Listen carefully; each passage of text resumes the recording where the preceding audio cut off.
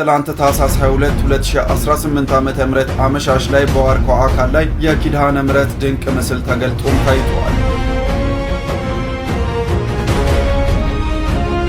እጅግ አስገራሚ ነው። አስገራሚ ጸበል መፍለቁ እየተገለጸ ይገኛል። አይኑ ጨርሶ የማያይ አንድ ወጣት በጸበሉ ተጠምቆ አይኑ መብራቱን የሚገልጽ ልብ የሚነካ የምስራች ከስፍራው ተሰምቷል። አይን እንጋርዶ ነበር። በዚህ ዘዴ ያ በኮሪደር ልማት ሊፈርስ የነበረውን አካባቢ የራሳቸው ለማድረግ ለመጠቀም የሚዘይዱት ዘዴ ስለሆነ ሰላም አይስልም ባይሰንዶቃችሁልኝ በአዲስ ቪዲዮ ተመልሼ መጣሁ። በዚህ ቪዲዮ የምንመለከተው እንግዲህ እቺን 2 ቀን በሚዲያ ሲዛወር የነበረው የእናታችን ቅድስት ኪዳነ ምሕረት ምስለ ስዕል በዛፍ ላይ ተገለጠ በጎንደር ከተማ የሚባል ነገር በጣም ብዙዎች ያናገርና ያወዛገበ ይገኛል። አንዳንዶች እንግዲህ ነገር ውሸት ነው ሆን ተብሎ የሰራ ፌክ ድራማ ነው ያሉ ይገኛሉ። አንዳንዶች ደግሞ አይታመር ነው ብቻ ሲፈወሱም ያይ ነው የምንገኘው። እውነተኛው መረጃ ምንድነው? ለምን ዛፍ እንዳትቆርጥ ተፈለገ? ወይ ደግሞ ይሄ የታየው ነገር ምንድነው? እውነት ነው ወይስ ውሸት ነው? የተገለጸው ጸበልስ ምንድነው የሚለው ነገር የማስመለከታችሁ ነው የሚሆነው። ሁላችሁም ቪዲዮ ላይክ እና ሼር ማድረጋችሁን እንዳትረሱ።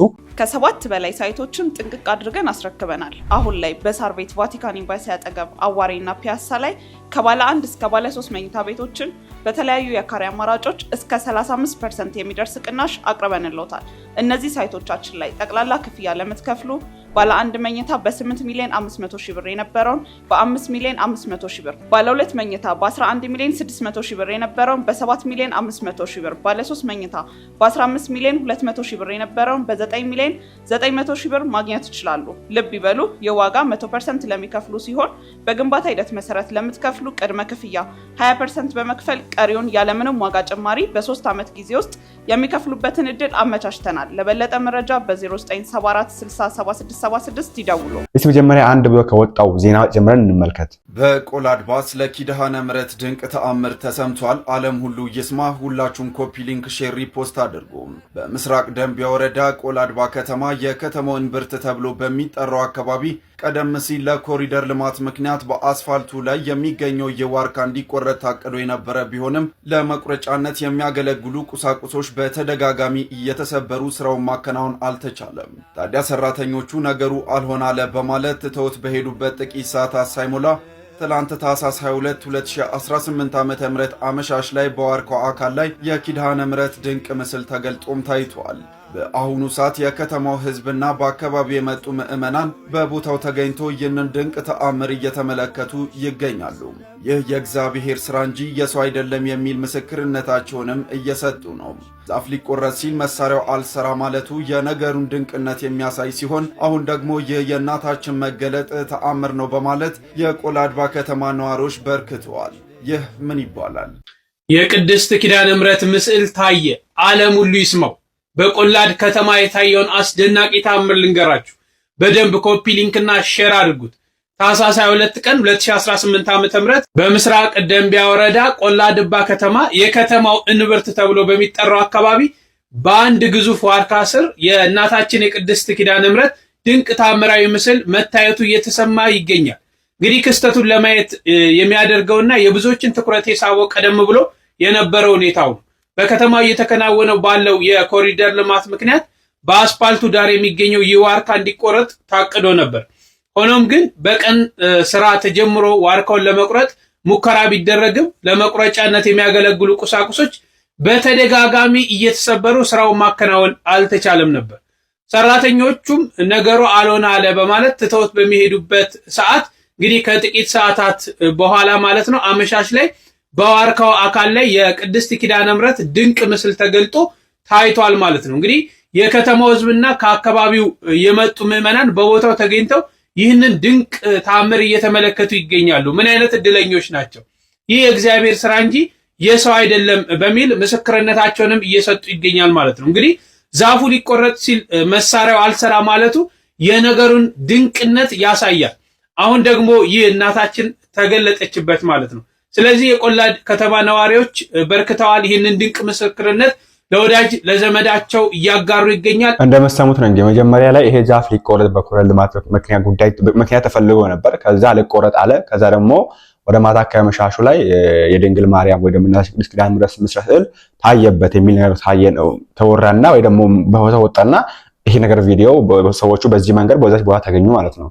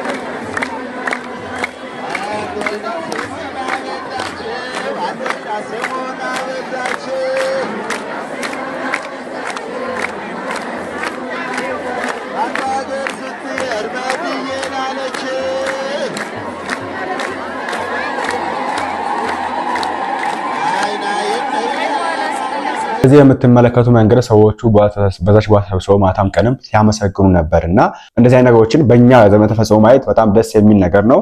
ከዛ ደግሞ በቦታው ላይ ጸበል ፈለቀ ተባለ። እጅግ አስገራሚ ነው። አስገራሚ ጸበል መፍለቁ እየተገለጸ ይገኛል። ትናንት ማታ በጎንደር በምስራቅ ደንቢያ ወረዳ ቆላድባ ከተማ በዋርካው ላይ እንግዲህ የታየው የቅድስት ኪዳነ ምሕረት ተአምራዊ ምስልም በርካቶችን እያነጋገረ ነበረ። አሁን ደግሞ እንግዲህ ሌላ እጅግ የሚያስገርም ተጨማሪ ተአምር መከሰቱ ነው እንግዲህ እየተነገረ የሚገኘው። የኪዳነ ምሕረት ምስል በታየበት በዚያው ስፍራ እንግዲህ በአሁን ሰዓት አስደናቂ ጸበል መፍለቁም የአካባቢው ነዋሪዎች እየገለጹ ይገኛሉ። እንግዲህ እንደምትመለከቱትም በስፍራው ያለው ምዕመን በደስታ እልልታና እንዲሁም ደግሞ በምስጋና ድምጽ እንግዲህ አካባቢው እንደሞሉት ነው የተገለጸው። በከተማው እየተከናወነ ባለው የኮሪደር ልማት ምክንያት በአስፋልት ዳር የሚገኘው ይህ ዋርካ እንዲቆረጥ ታቅደው በቀን ስራው ተጀምሮ ዋርካው ለመቁረጥ ሙከራ ቢደረግም ለመቁረጫነት የሚያገለግሉ ቁሳቁሶች በተደጋጋሚ እየተሰበሩ ስራው ማከናወን አልተቻለም ሲሉ እንግዲህ አካባቢው ነዋሪዎች ገልጸዋል። እንግዲህ ሰማችሁ ነው። ይሄ ጸበል ፈለቀ ተባለ። ጸበሉ ሲፈልቅ በዚህ መንገድ ነበር ሰዎቹ በላሽ ቦታ የነበሩት።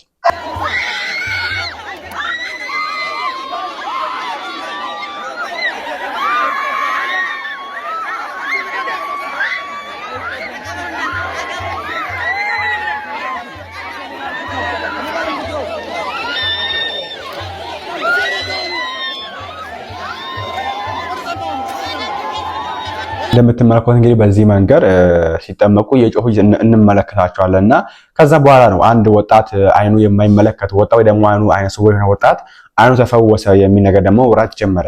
እጅግ አስገራሚ የተባለ ተአምር ተሰምቷል። ወጣቱ በኪዳነ ምሕረት ጸበል አይኑ ማየት እንደጀመረ ነው የተገለጸው። አስገራሚ ተአምር እንግዲህ በዚህ ሰዓት ተሰምቷል።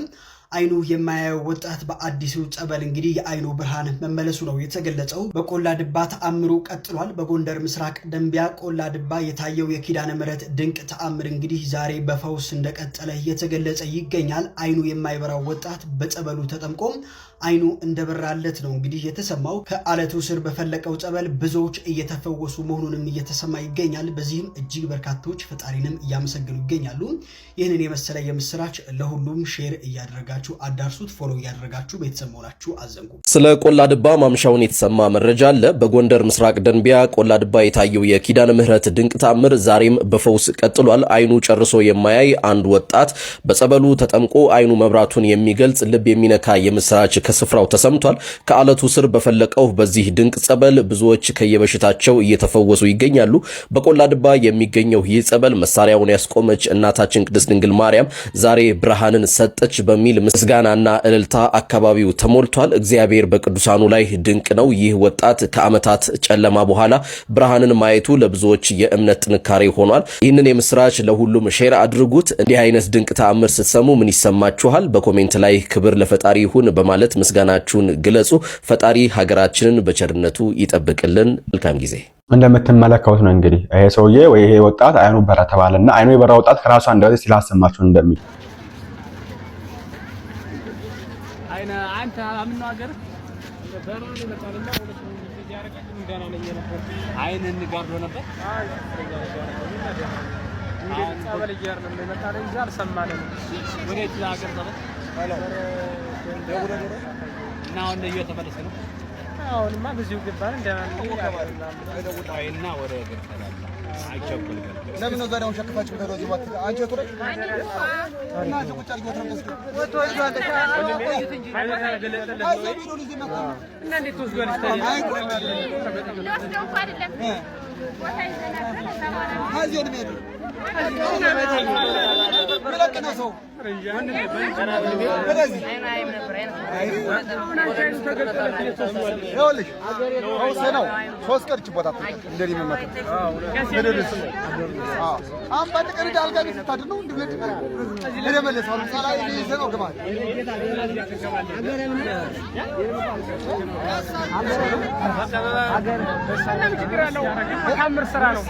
ብዙ በተከታታውራ ሄደስ የቀመጥ ያለው በቃ ሌላ ወሬ ያስፈልግ ሄደስ አቁጥ ሄድ በቃ ይሄ ሻንጣ ቀበው ሻንጣ እንደማጣው አንተ እንደው ሻንጣውን አውልቅና እንግዲህ አይኑ በራ የተባለው ወጣት ይሄ ነውና እናንተ በዚህ ጉዳይ ላይ ምን ታላችሁ? ሀሳባችሁን አስቀምጡበት። ከቦታው እንግዲህ የወጡ የሚገኙ ቪዲዮዎች ብዙ አሉ፣ ከዚህም በላይ የሚያስኑ ቪዲዮዎች አሉና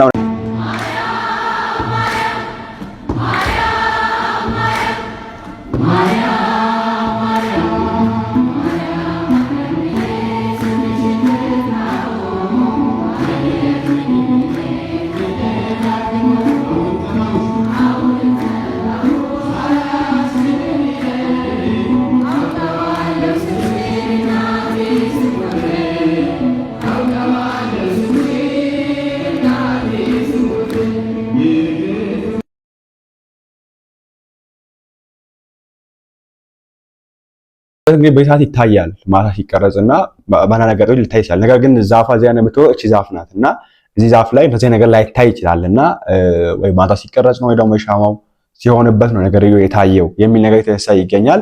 እናንተ በዚህ ጉዳይ ሀሳባችሁን አስቡበት። መጀመሪያ ላይ የተፈጠሩት ብዙ ጊዜ ተደይነት ይፈጠራል እዚህ ነገር። ለምሳሌ ያክል ግብጽ ላይ በተደጋጋሚ ቤተክርስቲያን ጉልላት ላይ ይታያል እዚህ ነገር በተደጋጋሚ። እኛም ሀገር በተለያየ ሰዓት ላይ ሲታይ አይተናል። ስውራ ማርያም ጊዮርጊስ ታይ ሲባል አይተናል። እንትን ማርያም እንትን ታይ ሲባል አይተናል። ነገር ግን እንደ ግብጽ ቤተክርስቲያን ግን መዝግቦ የማስቀመጥ ልምድ ባህል የለንም እና ያ ነገር ቢደረግ ነገር የእውነት ከሆነ ያ ነገር ቢደረግ ለማለት ፈልጋለሁ። ከዛ ውጪ ደግሞ ሌላ አጀንዳ ያለው ነገር ከሆነ አሁን የምንመለከተው ነው የሚሆነው። እስቲ ይሄንን ፕሮቴስታንት ወንድማችን ስሙት። በዚህ ሰዓት አስገራሚ የተባለ ኪዳነ ምሕረት ተአምር መታየቱ እየተነገረ ይገኛል። በትናንትናው ዕለት በምስራቅ ደንቢያ ወረዳ ቆላድባ ከተማም አንድ ግዙፍ ዋርካ ዛፍ ላይ የቅድስት ኪዳነ ምሕረት ድንቅ ተአምራዊ ምስል መታየቱ እየተነገረ ሲሆን ምስሉ ያው እንዳደመጣችሁት በቆላድባ ዋርካ ላይ ኪዳነ ምሕረት ተገልጣለች። ሰበር ዜና ብሎ ያቀረበልን እሱ ነው። ስለዛ በዚህ ዘዴ ያ በኮሪደር ልማት ሊፈርስ የነበረውን አካባቢ የራሳቸው ለማድረግ ለመጠቀም የሚዘይዱት ዘዴ ስለሆነ ማርያም አሁን ግንድ ላይ ተገለጠች ተብሎ በእንደዚህ አይነት ሁኔታ ብሬኪንግ ኒውስ ተብሎ መቅረቡ በጣም ነው የሚያሳዝነው። ሰው መጽሐፍ ቅዱስን ቢያነብ ኑሮ በራሱ ሕሊና ውስጥ እንዲሳልለት ትኩር ብሎ እንዲያዩ የተነገረው ኢየሱስ ክርስቶስን ብቻ ነው። ስለዚህ አይናችንን ከክርስቶስ ላይ ስናነሳ በግንድ ላይ ተገለጠ፣ እንሰት ላይ ተገለጠች፣ ዋርካ ላይ ተገለጠች እየተባለ ሰው ሁሉ ትኩረት እያደረገ ለዛ ስፍራ እመኑኝ ለዛ ስፍራ የተለየ ባድ ነገር እንደሚደረግለት ሻማ እንደሚበራለት እጣን እንደሚታጠን ልብ ትላላችሁ። እንደምትመለከቱት እንግዲህ ከቤተ እምነት ውጭ የሚገኙ ሰዎች በዚህ መንገድ ሀሳብ ይሰጡ ይገኛሉ። ያው እንግዲህ በርቱ፣ ጠንክሩ፣ አውናት የሚል ሀሳብ ይሰጣሉ ብለን አናምንበትም። ድሮም ቢሆን እንግዲህ እንደዚህ አይነት ሀሳብ እንደሚሰጡ ግልጽ ነውና እናንተ በዚህ ጉዳይ ምን ታላችሁ? ሀሳባችሁን አስቀምጡበት። ከዛ ውጪ የተለያየ ሀሳብ የተነሳበት ይገኛል። እነዚህዎች እንመለከታቸው። ዛሬ በጎንደር ምድር የታየው ተአምር መላው ዓለምን እያነጋገረ ነው።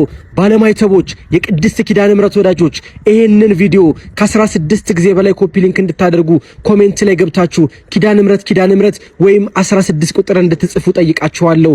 ዛሬ በጎንደር የታየው ተአምር መላው ዓለምን አስደንግጧል። በአማራ ክልል በምስራቅ ደንቢያ ቆላድባ ከተማ የምታዩት ዋርካ ላይ የቅድስት ኪዳነ ምሕረት ምስል ተገለጸ። ትናንትና ዛፉን ለመቁረጥ ያልተጠቀሙት ማሽን አልነበረም። ነገር ግን ማሽኖቹ ከጥቅም ውጭ ሆኖ ነበር። ይህ ተአምር፣ ይህ ዜና መነጋገሪያ ሆኖ ሳያበቃ ዛሬ ጠዋት ደግሞ ከዚህ ዋርካ ስር ጸበል ፈልቆ የአካባቢው ሕዝብ እየተጠመቀ በርካቶች ደግሞ እየተፈወሱ እየዳኑ ለምስክርነት እየበቁ ነው። ለእግዚአብሔር ምን ይሳነዋል? ምንም አይሳነውም። ትናንትም ድንቅ ተአምራትን ሲያደርግ ነበር። ዛሬም በዘመናችን እያደረገ ነው። ነገም ደግሞ ሲያደርግ እንመለከታለን። በዚህ ነገር እየተሸወዳችሁ ያላችሁ ሰዎች፣ ጎንደር ቆላድባ ላይ በተደረገ በተባለው እየተሸወዳችሁ ያላችሁ ሰዎች በደንብ አድርጋችሁ ስሙኝ። እውነታውን እነግራችኋለሁ። ሁላችሁም ይህን ቪዲዮ በደንብ አድርጋችሁ ሼርና ኮፒ ሊንክ፣ ላይክ፣ ሪፖስት እያደረጋችሁ ለሁሉም አዳርሱት። ሁላችሁም ላይክ አድርጉና ጀምሩ በመጀመሪያ። እንደዚሁም ይሄ ቤት የሚጠቅማችሁን ነገር ሁልጊዜ የምታገኙበት ቤታችሁ ነው። ስለዚህ የመደመር ምልክቷን እየተጫናችሁ ሁልጊዜ እንዲደርሳችሁ ቤቱን ፎሎ አድርጉት። ትናንትና ነው ይሄ ምስል የተለቀቀው። እንግዲህ ጎንደር ቆላድባ ላይ ነው ይሄ ተአምር ተደረገ የተባለው ማለት ነው። ተአምሩ ምንድነው? የእመቤታችን ምስል ዛፉ ላይ ነው የታየው ማለት ነው። ይሄንን መቼ ነው የሰማነው? ትናንትና ማታ። ዛሬ ደግሞ ታኅሳስ 23 ማለት ነው 5 ሰዓት አካባቢ ላይ ጸበል ፈለቀ ተባለ። ጸበል በዚህ ተገርመን ሳናበቃ አሁን ደግሞ ምሽት አካባቢ የወጣ ዜና ካያችሁ ጸበሉ እውር አበራ። ይሄ እንግዲህ ዓለም ሁሉ ሊያየውና ሊሰማው የሚገባ የእናታችን የቅድስት ኪዳነ ምሕረት ተአምር ነው። እንግዲህ ምን ይደረጋል? ሰው የተለያየ አስተያየት ሊሰጥ ይችላል፣ ግን ምንም ማድረግ አይቻልም። የእናታችን የቅድስት ኪዳነ ምሕረት ተአምር ነው። ይሄንን ዓለም ሊሰማው ያስፈልጋል እና ይሄ ቦታ ይውላችሁ፣ ይሄ ቦታ እመኑኝ እንደ ሰሚነሽ ኪዳነ ምሕረት የሚሆን ቦታ ነው። እንዳትጠራጠሩ። ምን አለበሉኝ። ይሄ ቦታ እንደ ሰሚነሽ ኪዳነ ምሕረት የሚሆን ቦታ ስለሆነ ሁላችንም በዚህ ቦታ ጸበል እንጠቀምበት። እናታችን ኪዳነ ምሕረት ገና ብዙ ተአምር ታሳየናለች። እስኪ ኪዳነ ምሕረት እናቴ ናት እወዳታለሁ የምትሉ ብቻ ኮመንት ላይ ግቡና ኪዳነ ምሕረት እናቴ እያላችሁ አጥልቅልቁት። የእናታችንን ተአምር ዓለም ይወቀው። ኪዳነ ምሕረት እናቴ እያላችሁ ሁላችሁም አጥልቅልቁት። ቪዲዮም በደንብ አድርጋችሁ ሼር እያደረጋችሁ ለሁሉም አዳርሱት። ቤቱን ፎሎ አድርጉ። እወዳችኋለሁ። ክብር በሉልኝ። ደንቢያ ወረዳ ቆላድባ ከተማም አንድ ግዙፍ ዋርካ ዛፍ ላይ የቅድስት ኪዳነ ምሕረት ድንቅ ተአምራዊ ምስል መታየቱ እየተነገረ ሲሆን ምስሉም እንግዲህ ታየው አንድ በከተማው መሃል ላይ በሚገኝ ምንም ማድረግ አይቻልም። ተፈጥሮ ከመሰከረች እኛ የሰው ልጆች ዝም አንልም። ዛፉ ሲመሰክር የሰው ልጅ አፉን አይዘጋም። እናንተ ባታመሰግኑኝ ድንጋዮች አፍ አውጥተው እልል ብለው ያመሰግኑኛል ብሏል ኃያል አምላክ ክርስቶስ የድንግል ማርያም ልጅ። በምስራቅ ደንቢያ እንዳያችሁ ዛፉ ለኮሊደር ልማት ሊነሳ ሲል ዛፉ ራሱ ማሽኖችን እየሰባበረ አላስቆርጥ ብሎ ራሱን አድኗል። ይሄ ማለት ምንድን ነው? እስከ ዛሬ ቀደም ስንነግራችሁ ወደ 7000ና ዛ በላይ ስውራን አባቶች አሉ። ዛፍ ሁሉ ዛፍ አይደለም፣ ሰው ሁሉ ሰው አይደለም። ያ ማለት ዛፎች የሆነ ጊዜ አባቶች ተሰውረው ወደ ዛፍነት፣ አንዳንዶች የድንጋይ ኮፍያ ለብሶ በቀብሮ ጉድጓድ አሉ ስንል ተረት የሚመስላችሁ ይኸው ህዝብ በመቶ ሺዎች ወጥቶ እያየና እያመሰገነ ታምሯን እልል እያለ ነው። እያያችሁ አታምኑም ብሏቸዋል። እያዩ የማያምኑት ስለነሱ አምላክ ፍርዱን ይሰጣል። እኛ ግን ተፈጥሮ ድንጋይና ዛፍ እየተናገረ እልል እያለ የመጨረሻው ዘመን መሆኑን ዋሽተን ለአምላክ ፊት ለፊት ቁመን መመስከር አለብን። የሰው ሃይማኖት ማንካታ የለም መመስከር። እግዚአብሔር የሚገልጸውን ታምራት እልል ብሎ ማሳየት ነው። ኮፒ ሊንክ ሸር አድርጉት። ዛፉ ሁሉ ሰው አይደለም፣ የተሰወሩ አባቶች ያጸኗት ከተማና የሚጠብቋት ሀገር ነው የምንል በምክንያት ነው። ወንድማችሁ ገብረየሱስ ነኝ። ህዝበ ክርስቲያን የታለ? ኮፒ ሊንክ ሸር አድርግ። አንተ ዝም ብትል ዛፍና ድንጋዩ እንደዚህ እየተነሳ ስነ ስዕሉንና እሳት እየለቀቀ ከዛፍ ውስጥ እሳት እየወጣ ተፈጥሮ ይመሰክርለታል። ይሄን ያለው ራሱ ቅዱስ አማኑኤል ባፉ ነው። ወንድማችሁ ገብረየሱስ ነኝ። እመላለሳለሁ። ማንም ሰው የቆመ ቢመስለው እንዳይወድቅ ይጠንቀቅ ይላል። እንደምትመለከቱት እንግዲህ ሀሳብ ተነሳ ይገኛልና በዚህ ጉዳይ ላይ ግልጽ የሆነ መረጃ ሲኖር የማቀርብላችሁ፣ ነገር ግን ይሄን ነገር እኛም አንለጥቶ ማለት ፈልጋለሁ። ኦኬ ሌሎቹ እንግዲህ መቼስ መናፍቃንም ሆኑ ሊዋዛውም ሆኑ ሌላ ምስክር ሊሰጡ አይችሉም። ምስክር አይሰጡ ማለት አሁን ሀት ምናምን ሊሉ አይችሉም። ይሄ የታወቀ ነገር ነው። መጀመሪያም ስለማይቀበሉ ማለት ነው። እኛም ነገር በጣም ባለጥተው መልካም ነው ብዬ አስባለሁ። ከቤተክርስቲያን የሚወጣ ነገር እንጠብቅ። ቤተክርስቲያናችን በዚህ ጉዳይ ላይ ስንፈት ይታያል ብዙ ጊዜ። ኦኬ እነዚህ ተአምራትን መዝገብ ለመያዝ ሄዶ ሰዎችን ልኮ ማጣራት የግብጽ ቤተክርስቲያን ብትሆን እኔ ወይ ሚዲያ ዓለም ዘግቦታል ወይ ደግሞ ተመዝግቦ ተቀምጧል። ይሄ ነገር በጳጳስ ደረጃ ሰውን ተይዞበት የሚጣራ ነገር ነበር የሚሆነው። እኛ ጋር ባይሆን ኖሮ ወደ ግብጽ አካባቢ ወደ ሌሎች ቤተክርስቲያን አካባቢ ቢሆን፣ እኛ ጋር ስለሆነ ግን በዚህ ጉዳይ ላይ የሚሰሩ አባቶች በዚህ ጉዳይ የሚሰራ ቲም እኛ ጋር ያለ አይመስለኝም። አይ ቲንክ እና ቅዱስ ሲኖዶስ እንግዲህ ይመለከተው በዚህ አጋጣሚ ማስተላለፍ ፈልጋለሁ። የጣራ መረጃ ካለ አሰማቸው። ከዛ አጋጣሚ ለጻድቁ አባታችን አቡነ ተክለ ሃይማኖት ዓመታዊ ክብረ በዓል እንኳን አደረሳችሁ ያልኩኝ የሚደውን እንመልከት። በምድር አባቴ ያለህ በሰማይ ልጅህ ይሁን። የገድልን መጽሐፍ የጻፈ ያጻፈ የሰማ ያሰማ በዓልን ያከበረ መታሰቢያን ያደረገ ዝክርን የዘከረውን ሰው በሙሉ ኃጢአቱን ይቅር እለዋለሁ እስከ 10 ትውልድ ድረስም እምረዋለሁ። አባቴ ተክልዬ የምትሉ የኦርቶዶክስ ልጆች በሙሉ ይህንን ቪዲዮ አደራ የምትችሉ 24 የማትችሉ ደግሞ 3 ጊዜ ኮፒ ሊንክ በማድረግ ለሁሉም ሰው እንዲዳረስ አድርጉልኝ። ነገ ታኅሳስ 24 ደረሰ። እንኳን አደረሳችሁ። በምድር አባቴ ያለህ በሰማይ ልጅህ ይሁን። ስምህን የጠራ በቃል ኪዳን የተማመነ የገድልን መጽሐፍ የጻፈ ያጻፈ የሰማ ያሰማ በዓልን ያከበረ መታሰቢያን ያደረገ ዝክርን የዘከረውን ሰው በሙሉ ኃጢአቱን ይቅር እለዋለሁ እስከ 10 ትውልድ ድረስም እምረዋለሁ የተባሉ ልምረው ያላዘጋጀሁትን በሕይወት መጽሐፍ ያልጻፍኩትን ሰው በገዳምህ በደብረ ሊባኖስ አላደርስብህም፣ በዚያም እንዲቀበር አላደርግልብህም። በበዓልህ ቀን ይልቁንም ደግሞ በተወለድክበት በታኅሳስ 24ና ባረፍክበት በነሐሴ 24 ቀን እንዲሁም ደግሞ በፍልሰተ አጽምህ በግንቦት 12 ቀን ቅዱስ ሥጋውና ክቡር ደሙን የተቀበለውን ሰው ሁሉ ልጆች ባሉበት የብርሃን ከተማ አስገባልሃለሁ። በምድር ያሰርከው በሰማይም የታሰረ ይሁን፣ በምድር የፈታኸው በሰማይም የተፈታ ይሁን። አንተን የወደደ እኔንም መውደዱ ነው፣ የላከኝ አባቴንም መውደዱ ነው። አንተን የጠላ እኔን መጥላቱ ነው፣ የላከኝ አባቴንም መጥላቱ ነው። አንተን የሰማ እኔን መስማቱ ነው፣ የላከኝ አባቴንም መስማቱ ነው። አንተን እምቢ ያለ እኔንም እምቢ ማለቱ ነው፣ የላከኝ አባቴንም እምቢ ማለቱ ነው።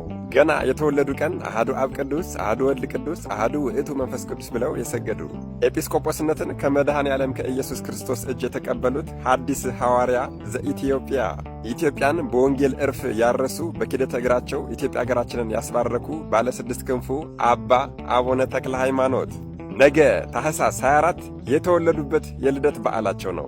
እንኳን ተወለዱልን። አባታችን መልካም ዛፍ መልካም ፍሬን ያፈራልና ታላቁ አባታችን አባ አቡነ ተክለ ሃይማኖትን የወለዱልን ወላጆቻቸው እናታችን ቅድስት እግዚአብሔርና አባታችን ቅዱስ ጸጋ ዘአብ ናቸው። እርሱ በክህነቱ እርሷ ደግሞ በደግነቷ ጸንተው ቢኖሩ ልዑል እግዚአብሔር ሐዲስ ሐዋርያ አባ አቡነ ተክለ ሃይማኖትን ሰጥቷቸዋል።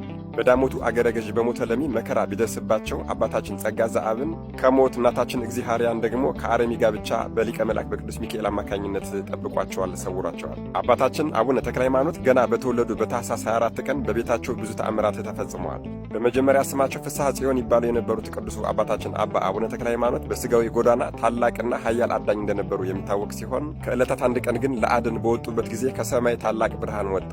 መድኃኔዓለም ኢየሱስ ክርስቶስ እናታችን ቅድስተ ቅዱሳን ቅድስት ድንግል ማርያምንና እልፍ አእላፋት ቅዱሳንን አስከትሎ መጥቶ በሊቀ መላእክት በቅዱስ ሚካኤል ክንፍ ላይ ሆኖ ታያቸውና ከዛሬ ጀምሮ ስምህ ተክለ አብ፣ ተክለ ወልድ፣ ተክለ መንፈስ ቅዱስ፣ ተክለ ሥላሴ፣ ተክለ ሃይማኖት ይባል። ከዛሬ ጀምሮም አራዊትን ሳይሆን ነፍሳትን፣ ሰዎችን ታድናለህ ብሏቸዋል። አባታችን አቡነ ተክለ ሃይማኖት ይህ መልእክት እንደደረሳቸው ጊዜ አላጠፉም። ቀጥታ ወደ ቤታቸው ሂደው ያላቸውን ሀብትና ንብረት ለድሆችና ለነዳያን መጽውተው አንዲት በትር ብቻ ይዘው ወደ በረሃ ሄዱ፣ ወደ ምናኔ ገቡ። በመጀመሪያ ስብከታቸው እዚያው ሸዋ ጽላልሽ ብቻ ከ10 ሺህ በላይ አሕዛባውያንን አስተምረው አጠመቁ። ሀገራችን ኢትዮጵያ በነ ዮዲት ጉዲት በጨለመችበት በዚያ ዘመን ቅዱሱ አባታችን አባ አቡነ ተክለ ሃይማኖት ሐዲስ ሐዋርያ ዘኢትዮጵያ ተብለው ለኢትዮጵያ አዲስ ሐዋርያት ሆነው በወጣት ጉልበታቸውና በኃይለ መንፈስ ቅዱስ እየተመሩ ሕዝቡን፣ መኳንንቱን፣ ሹማምንቱን፣ መሳፍንቱን እንዲሁም ደግሞ ባለጸጎችና ባለሀብቶችን በሙሉ ወደ ሃይማኖት በመመለስና በማስተማር ሃይማኖተኛ በማድረግ ጠንቋይ፣ አስጠንቋይና ቃልቻን አጥፍተዋቸዋል። በአንድ በዓት ውስጥ ለ22 ዓመታት በራቸውን ዘግተው ቀጥ ብለው ቆመው ቢጸልዩ አንድ እግራቸው ተሰብሮባቸዋል። ከዚያም ባልተሰበረው እግራቸው ደግሞ በቀኝ በግራ በፊት በኋላ ጦር ተክለው በአንድ እግራቸው ለ7 ዓመታት ቆመው ጸሎት አድርገዋል። በኪደተ እግራቸው ኢትዮጵያን ያስባረኩት ቅዱሱ አባታችን አባ አቡነ ተክለ ሃይማኖት ኢየሩሳሌም ድረስ በመሄድ እናታችን ቅድስት ድንግል ማርያምና መድኃኔዓለም ኢየሱስ ክርስቶስ በኪደተ እግራቸው ከጽንሰቱ እስከ እርገቱ ድረስ የረገጧቸውን ቦታዎች ሂደው ተሳልመዋል፣ ጎብኝተዋል። እጅግ በጣም የሚገርመውና የሚደንቀው ነገር እሳቸው እነዚህን ቦታዎች ሲያዩ ስቅስቅ ብለው ያለቅሱና ያዝኑ ነበረ። ምክንያቱም እርሳቸው በቦታው ሆነው የሚያዩት ቦታውን ሳይሆን በገሃድ በቤተ መቅደስ ብስራቱን፣ በቤተልሔም ልደቱን፣ በቤተ ዮሴፍ ግዝረቱን፣ በፈለገ ዮርዳኖስ ጥምቀቱን፣ በቤተ አልዓዛር ተአምራቱን፣ በደብረ ታቦር ብርሃነ መለኮቱን፣ በደብረ ዘይት ደግሞ ዳግም ምጽአቱን በገሃድ ይመለከቱ ነበር። ታዲያ የጉብኝታቸው የመጨረሻ ክፍልም ቀራንዮ ነበረ።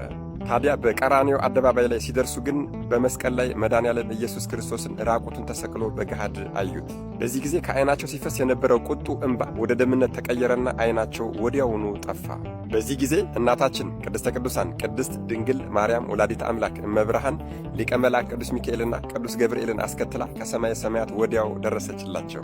እንደደረሰችም ተክልየን ነጥቃ ወደ ሰማይ አሳረገቻቸው። በዚያም የብርሃን ዓይን ተቀብለው 6 ክንፍ አብቅለው የወርቅ ካባ የወርቅ ላንቃ ለብሰው ደርበው ማዕጠንተ ወርቁን ይዘው ከ24ቱ ካህናተ ሰማይ ጋር ተደምረው የሰው ሱራፊ ሆነው መንበረ ጸባዖትን አጥነው አጋዕዝተ ዓለም ቅድስት ሥላሴን በአንድነትና በሦስትነት ተመልክተው ከ24ቱ ካህናተ ሰማያት ጋር ስብሐት ወክብር ለስሉስ ቅዱስ ይደሉ ብለው አመስግነው ወደ ምድር ተመልሰዋል። የኒህ ቅዱስ አባታችን ተጋድሎና ተአምራቸው ቢነገር ምኑ ያልቃል? እንደ ሰማይ ከዋክብትና እንደ ምድር አሸዋ የበዛ ነው። ሙት አንስተዋል፣ ድውያንን ፈውሰዋል፣ አጋንንትን አሳደዋል፣ እሳትን ጨብጠዋል፣ በክንፍ በረዋል፣ ደመናን ዙፋን አድርገዋል። እልፍ አእላፋት ደቀ መዛሙርት ተከታዮችን አፍርተው ደብረ ሊባኖስ ሲኖዶስን መስርተዋል። በዘመናቸው ሴትና ወንድ መነኮሳት ጾታቸውን ሳይለዩና ጾታቸው ሳይታወቅ አብረዋቸው ኖረዋል። ሴትና ወንድ መነኮሳት በአንድ ላይ እየኖሩ ልብስ እንኳን በፍቅር ይቀማሙ ነበረ። ምክንያቱም ሰይጣን ታስሮ ነበርና ጾታቸውን እንኳን መለየት አይችሉም ነበር። ጻድቅ፣ ሰማዕት፣ መነኮስ፣ ባህታዊ፣ ሐዋርያ ዘኢትዮጵያ ቅዱሱ አባታችን አባ አቡነ ተክለ ሃይማኖት በተወለዱ በ99 ዓመት ከ8 ወር ከ2 ቀናቸው ከዚህች ዓለም ሕይወት ተገላግለዋል። የሚያውቁትን ለማያውቁት ማሳወቅ በጎነት ነውና አደራ ይህንን ቪዲዮ በደንብ አድርጋችሁ ኮፒሊክ በማድረግ ለሁሉም ሰው እንዲዳረስ አድርጉልኝ። የምትችሉ 24 የማትችሉ 3 ጊዜ ኮፒሊክ በማድረግ ለሁሉም ሰው እንዲዳረስ አድርጉልኝ። ለቤቱ አዲስ የሆናችሁን ፎሎ ማድረግ እንዳይረሳ። መድኃኔዓለም ኢየሱስ ክርስቶስ ከታላቁ አባታችን ከሐዲስ ሐዋርያ ከአባ አቡነ ተክለ ሃይማኖት ረድኤት፣ በረከት፣ ምልጃ፣ ቃል ኪዳን፣ ፍቅር አይለየን። አሜን። ይቆየን። በድጋሚ ለጻድቁ አባታችን አቡነ ተክለ ሃይማኖት ዓመታዊ ክብረ በዓል እንኳን አደረሳችሁ ያልኩኝ እንግዲህ በዓሉ የሰላም የደስታ የፍቅር እንዲሆንላችሁ እመኛለሁ ማለት ነው። እንግዲህ ቪዲዮአችን የምሰላው ኦፕን ተማራችሁበት አዲስ መረጃ እንዳጋችሁ አልጠራጠርም። ቀጣይ ላይ በዚህ ጉዳይ አዲስ መረጃ ካለ ይዤላችሁ መቀርብ ነው የሚሆነው። ላይክ እና ሼር ማድረግ እንዳይረሳ። ቸኮሉልኝ።